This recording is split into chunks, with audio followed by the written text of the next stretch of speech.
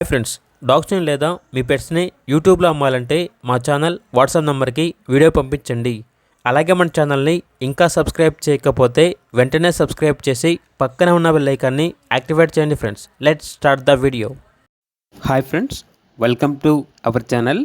ఈరోజు మీకోసం good quality Saint Bernard adult dog అనేది అమ్మకానికి అయితే తీసుకురావటం జరిగింది.